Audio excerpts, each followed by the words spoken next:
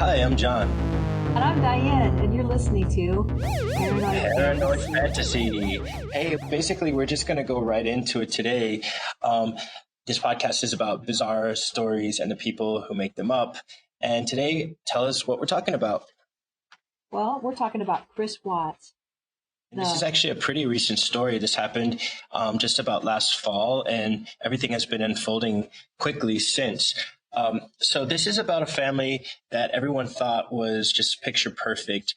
There was Chris, who was the father, obviously, father and husband. He had two children, two young girls, daughters Bella, age 4, and Celeste, age 3. He was married to Shanann Watts. She was born in 1984 in North Carolina, and he was also from North Carolina, and that's actually where they met. They were married in Mecklenburg County in 2012 after Chris had actually requested her as a Facebook friend.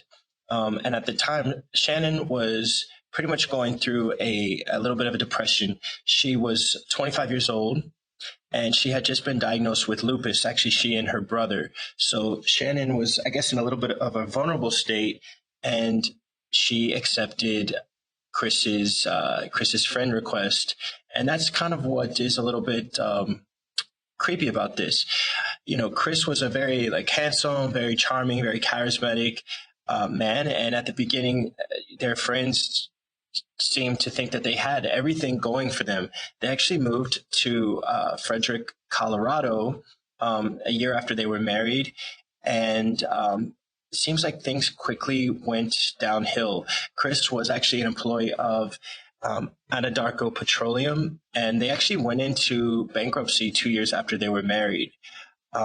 Shanann, oddly enough, was working as a multi-level marketing salesperson, I guess, and she was selling a product, and that's actually what, adds this kind of bizarre twist to this whole story, because she has a pretty strong presence online, especially Instagram, and she was really documenting a lot of her life with her her family and her two children.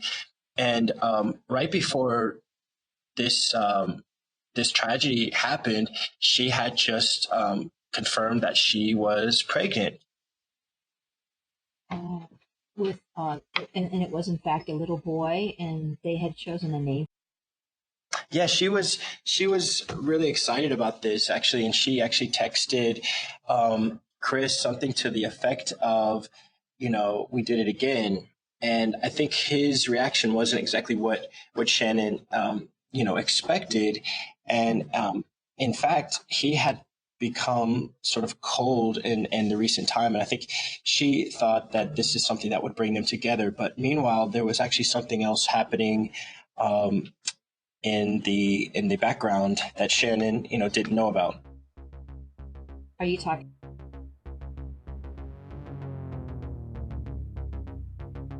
From all accounts, it really seemed that they had this perfect lifestyle, and it's actually just chilling watching these videos of these beautiful young girls, really seeing their father as a hero, because there was something really evil inside of him. And that's what's just so confusing. Let's go ahead and skip forward to the timeline that we know. So just pretty much after you're describing this video of the children, singing this song that says, they're saying, "Daddy's my hero. He helps me go strong. He helps me struggle. Daddy, I love you." I mean, these are I guess, a song that they would sing frequently. So, the kids were really admired their father. Just a few weeks later, actually, it was confirmed by this woman, Nicole Kessinger, that he was having an affair with her. So this was like an affair outside of the marriage. And, I just want to point out, that's not going to make him an evil person or a murderer. I mean, it's definitely not good. And he's got these children that look up to him. But, those things do happen. But it just gets a little bit weirder. So according to Kissinger, she says that Chris actually did tell her that he's married, but in the process of separating. And on Father's Day of last year, Shanann actually writes a whole tribute to Chris. She says, Chris, we're so incredibly blessed to have you, and you do so much every day for us and take such great care of us. You are the reason I was brave enough to agree to number three. And then just a few days later, Shanann actually shares a picture of her ultrasound and writes that, quote, best dad us girls could ask for. A couple of days, a week after that, Shanann actually takes her two daughters, Bella and Celeste, to North Carolina for a 5-week vacation while the husband stays at home and works, which, sounds like a perfect opportunity for this, they say, well, the cat's away, the mouse will play. And it seems like that's when maybe they got a little hot and heavy. So Nicole and Chris are there in Colorado. She says that she actually went to Chris's house for the first time on the 4th of July. She was helping him with his diet and his weight loss. I guess they cooked lunch, they ate, and then she left. And according to her, nothing really happened. He was obviously like living a double life. But soon after this kind of romance started to happen, I mean, there was actually tension growing between Shanann and Chris. And according to their text message, on July 10 of last year, Shanann says, "Are you okay? It's like you don't want to talk. I keep trying to talk and dig it out with you." And Chris replies, "I'm fine, baby. The last few days at work have put a lot of responsibility on me with new people. I didn't seem to be so short, boo. I love you to the moon and back." And she responds, "I miss you. I feel like you just want to work out and run." And he claims, running helps me clear my head. So, I mean, this is sort of like, I think this happens in marriages where people, they take some space. But, I think that Shanann just described to her friends and family that she really did feel this like distance and this coldness. That's what her family had reported too. Exactly. They had felt that they didn't really have, when asked what, how he was for a son-in-law and how he was in the family, and did they have any sense of anything like this that could possibly be brewing? And they said not at all. That at the worst thing they could say about him was that sometimes he seemed a little bit cold. Exactly. And who would have known? Because if you really see like these videos of him and his interviews and even just the way he looks, like you would really never suspect him to like be on the same list as some of these people like Jeffrey Dahmer and, crazy people that you would, read about. He just looks like the guy next door. So apparently, through July, things kind of continue to heat up between Nicole and Chris while Shanann is down in North Carolina on this vacation with her family. She's just feeling more and more distant, and she's calling him. He's not returning the call, which is strange too, that she left for such a long time with her two kids while she's also, newly pregnant. But, maybe it's not strange. But I mean, I think that was probably really hard on her because, she's like going to be a new mother and she's got these two kids and, she's probably feeling like she wants to be part of, have this connection with her husband, and he's just giving her like the cold shoulder. Well, and that could be why she's with her family too, because she's like, she wants to be around family because she's, carrying a baby, and then she has these two young girls, and if they're getting more and more distant, her and her husband, she maybe just needed that extra support from family members who might ask her, have you been on your feet too long today, or just helping her take care of the girls a little bit, because it sounds like they were getting a little bit distant in their daily life, even when she was at home. She had her schedule and what things that she did around the household, and he had his schedule, and they sort of checked in with each other sometimes, but it didn't seem like they were doing things together, like living a life together. Exactly. And actually, Chris did end up flying down to, North Carolina for the last few weeks of this family vacation in North Carolina. So, you have Chris here. His mind is somewhere else. He's dating this other girl in Colorado. Shannon's there in the middle. She's, pregnant with the two girls and her family in North Carolina. And as could be expected, things started to go wrong on this vacation. Apparently there was a little bit of a tension between Chris and Shannon's family, and just some petty drama that was happening about the kids. And the parents giving, her parents giving the grandchildren nuts, which the kids are allergic to.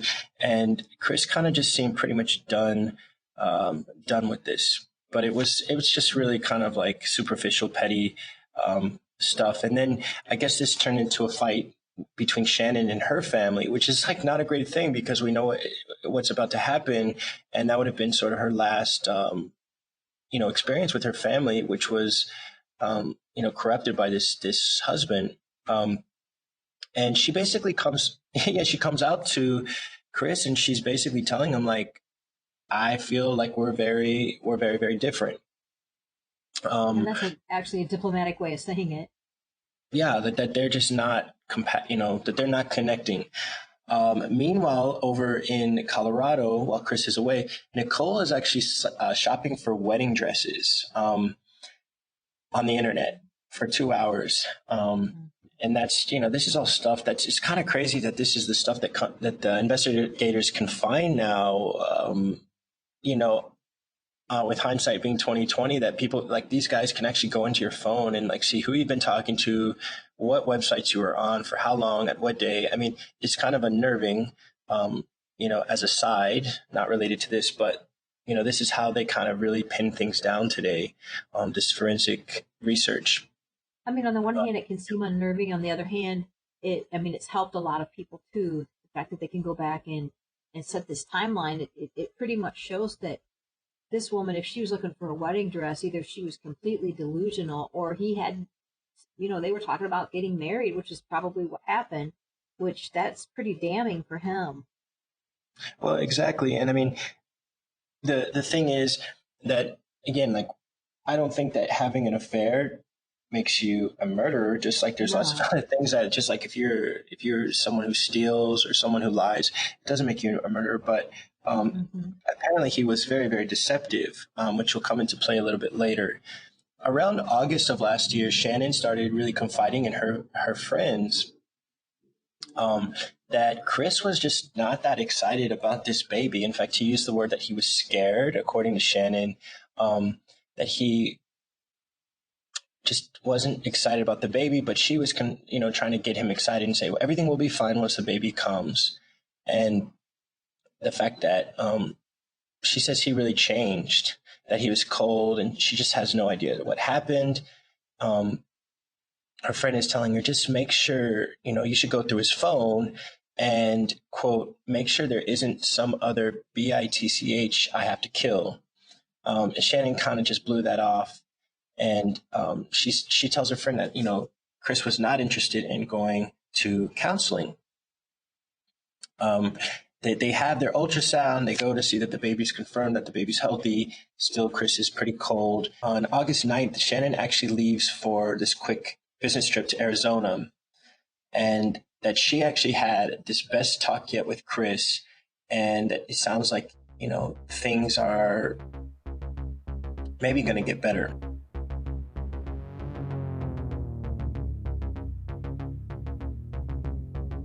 This is all going to come down to play. It becomes very bizarre towards the end of August. So we're talking around middle of August. This is when Chris actually hires a babysitter, which is a little bit out of the norm. I guess that Shannon's out of town on her own work trip, but Chris hires a babysitter.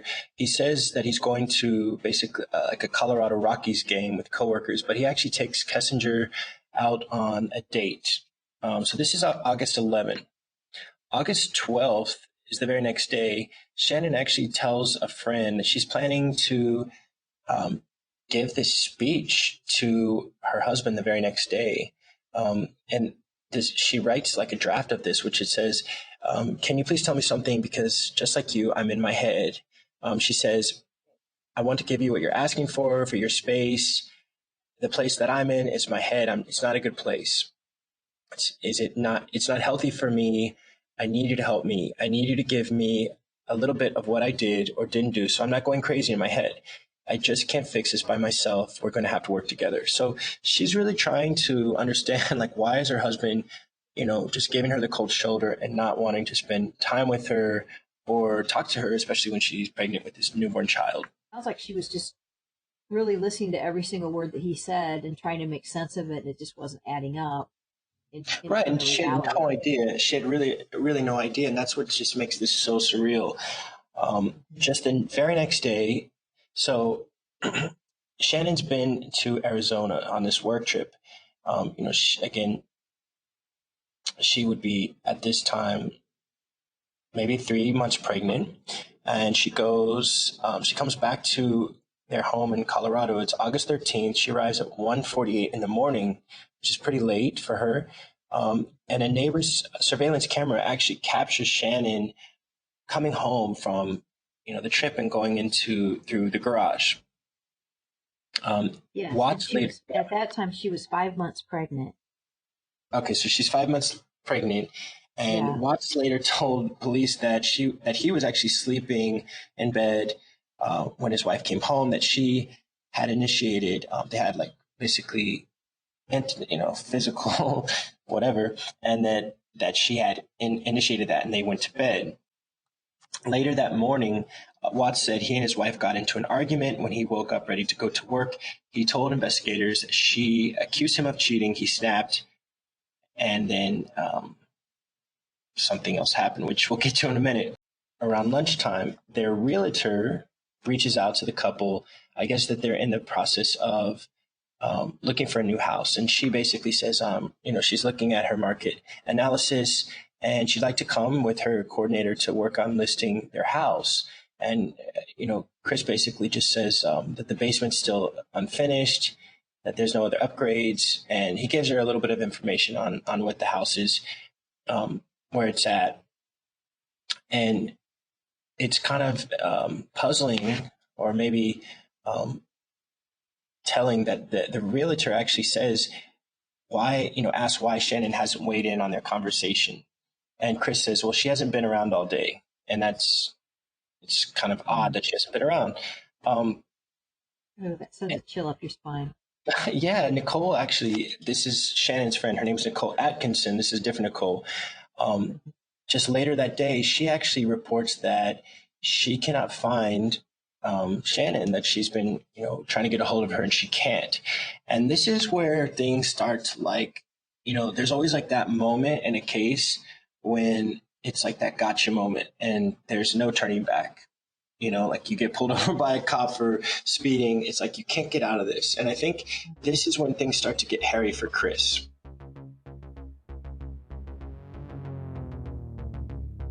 Okay, Nicole Atkinson is Shannon's neighbor and very close friend. So she shows up to check on Shannon and the girls, and she cannot get into the house. They actually call the police, and the police come, and they actually can't just break into a home without a warrant. But actually, Nicole and her husband can, because they're just like civilians. They actually open up the house for the police, and they go in, and they have basically no sign of Shannon. So they call Chris to come down, and this is like when things start to really pick up. Yeah, because everything that she had was there, though. Nothing was missing from the house except for the people.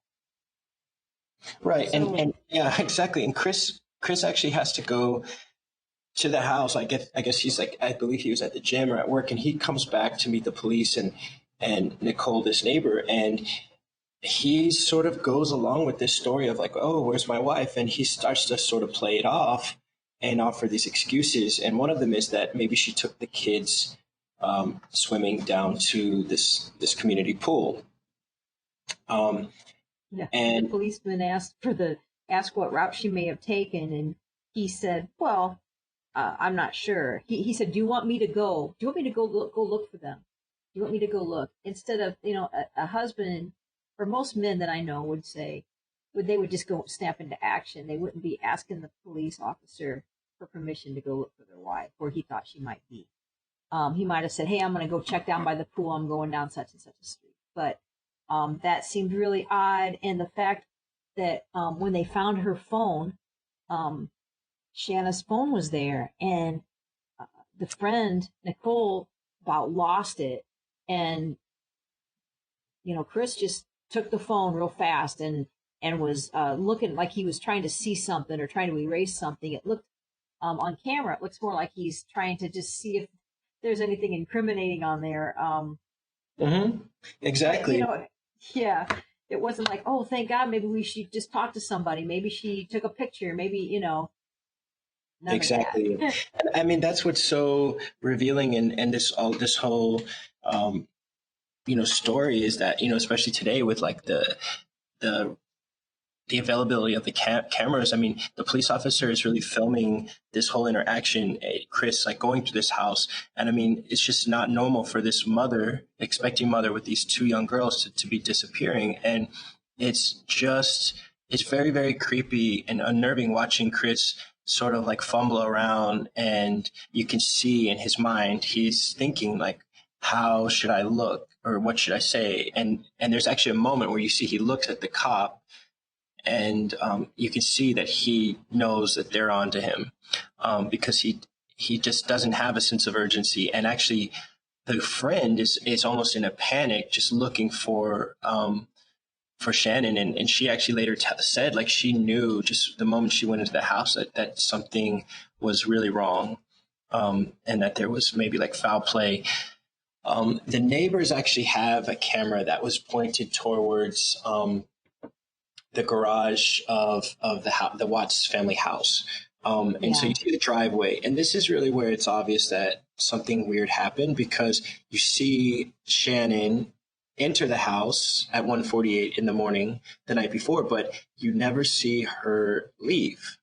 And I believe the back door was like locked, and so it does, the way that it works is like the back door doesn't, you can't lock it from the outside, or it wasn't locked from the outside. It was locked from the inside. So if they had left, they would have left through, the front door. And there's just no record on that video of them leaving on their own accord. But what there is a record of is Chris taking 50 minutes to load his truck that morning. Usually as all the recordings showed, he would walk out to his truck, usually carrying something, a thermos of water or whatever he had. But on this occasion, he backed up to the house, and it took him 50 minutes to load his truck. Right. Here's just like an interview. This is where kind of like things, this surrealness and the bizarreness of this case like really takes place, because you can see this interview that Chris gave to the local news. The most important thing, like, I'm not sure, I'll just wait for you to ask questions, but like, I want them wherever they're at. Like, I have no inclination to where they're at right now. Like, I've exhausted like every friend that I know of, and every friend that I have has called friends that Shanann has that maybe I didn't know about, and it's just like it was vanished. Like, she's not, like, when I got home yesterday, it was like a ghost town. Like, she wasn't here. Kids weren't here. I have no idea like where they went, and it's just earth shattering. I don't feel like this is even real right now. All right, so let me put my headphones back on. Kind of sounds like a rock star on tour. Man. I don't know. Having a heck of a day. I mean, he does not sound like someone that you would ever think to be violent. Definitely. I mean, I'm looking at him. He's wearing sort of like this gym shirt. He's got like a really nice clean haircut. He's got these big green eyes, and he just looks like almost like a sort of like a movie star, like an actor kind of thing. But really, he's got that like kind of pitchy voice when like when guys go through puberty and it kind of cracks, which could probably be some of the nerves. But he just does not seem intimidating at all. He looks like a very honestly like a very nice person, and that's what's so confusing, about this whole thing, because we don't know, murderers to normally look like this. And I think it's interesting when he says this is just, he's just rambling, but he says a couple times like, this is just earth shattering. And part of me kind of thinks like, okay, he's just like saying the words he thinks that we want to hear. But I take that to believe that he's talking about the fact that he did this, but he just can't believe that he did this. And I think that might be like what what is going on here. I feel like he is like wrestling with the fact that he did this. I mean, even in a small way, like I know I'm not capable of murdering somebody, but I have done things like impulsively, like, you know, as stupid as like just being a kid and holding like a water balloon and your parents like telling you not to throw it and it's just like you can't resist. And so when he later talks about like not being able to fight this urge to actually kill, I mean, it's just we've heard that so many times throughout the years. And um yeah, it almost seems like he was like a victim himself of this evil inside. This was the quote that really scared me. He said that he didn't have control to fight back. Mhm. And I thought, fight back, Shanann wasn't attacking him. And then I think he was referring to what you were just talking about, what that urge inside of him that said, well, just do this, you can shove, you can bury her.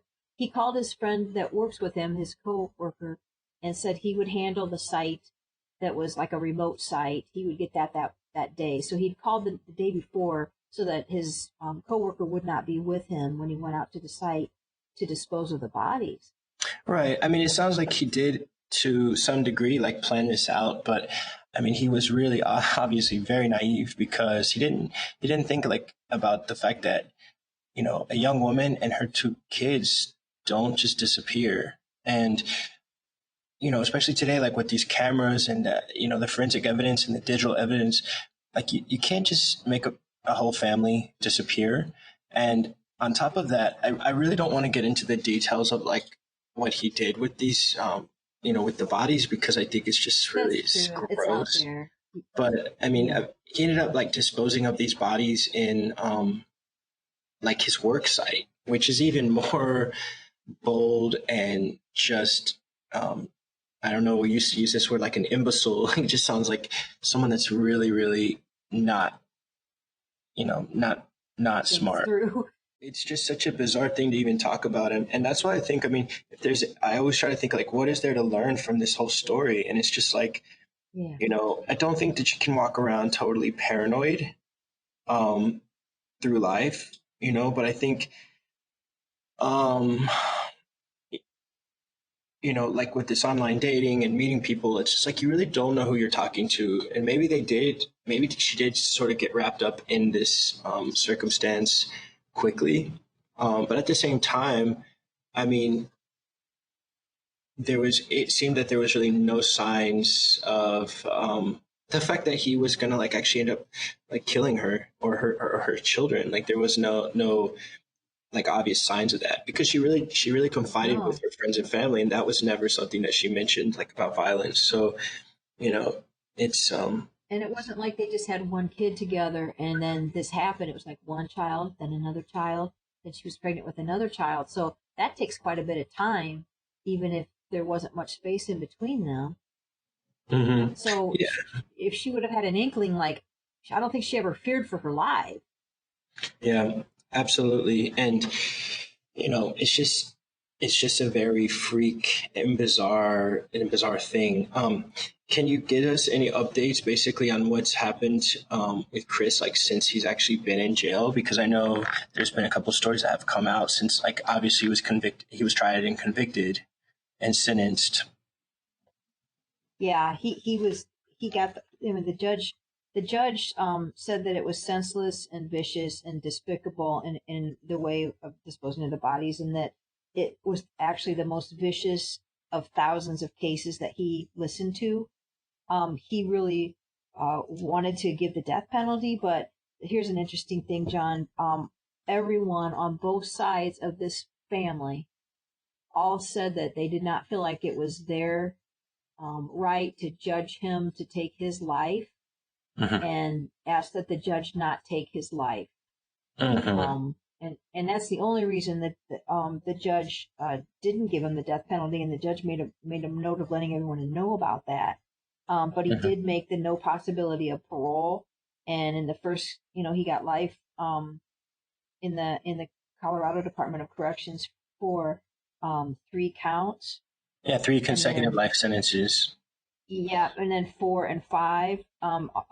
He got fourth and fifth life sentence on a different theory, which is which is Nico's, and Nico, that was he got 48 years for him for taking his life, and then he got 12 years each for tampering with the bodies. I mean, this judge made sure that there was this guy's never going to see the light of day, as far as unless it's through bars. Right, and I think that that's like a really admirable about the the families like not wanting to like to do the eye for an eye thing, because I really don't think, I mean, I've even been like the victim of like a much lesser involved like crime like upon myself, and it's funny because like when it happened, like I actually just felt so bad for the person that did it, even though obviously I survived, but it's never crossed my mind that I actually wanted that person to die or like be in pain because of what that happened, because, I just see that as like another terrible thing to happen, to actually decide like the fate of somebody or be responsible for their death. Because, I mean, to be honest with you, it's like this man is a sociopath, at the very least, they just want him off the streets and not putting anyone else at danger. But I think this family's smart, and other, victims have had similar experiences, like where they just don't want to be responsible for killing somebody, what I'm saying out of like revenge. Well, yeah, because it's not going to bring them back. And the thing is, perpetuating that, if it is just a case of this man was overcome with this evil, basically, you're perpetuating that same evil. It's giving an even wider spread of death. Exactly. If you kill, each one of the family members wrote something to him, and they read it in the courtroom to him, or else they had someone read it for them if they didn't think they could get through it. But every one of them, his family, they didn't condone his behavior, and they thanked everyone for begging for his life. I mean, it really goes to show, like, I mean, I don't know this guy, but I mean, he was on Facebook, and her friend suggested that like she become friends with him because she thought they should date because they had things in common. I mean, it's just such a weird, this is not some guy in a van that has long stringy hair and like, is a menace to society. This was just like everybody's friend. So, yep, that's the story of the Watts family. May they all rest in peace. It's just really, really sad. Yes, and I would be interested to look at an interview that I guess Chris has been interviewed since he's been in prison, and it'd be interesting to hear his spin on everything at this point in his life. Yeah, I get it. I mean, I think I've looked at a little bit of it, but I don't want to give him the airtime. Not in my life, because Gotcha. I got you. Yeah, but I mean, if I were a doctor, I'm interested in it. Well, that's what I mean. I guess that's why I'm interested. It's just confounding, because we talked about that. How does somebody go from like baking bread and making a house, having a job, making a household, and then just decide, I'm gonna instead of divorcing my family, I'm gonna just off them. I mean, it's just. No, it's like, it's just so surreal, and it would really help if I guess doctors knew what that gene was. How does that happen?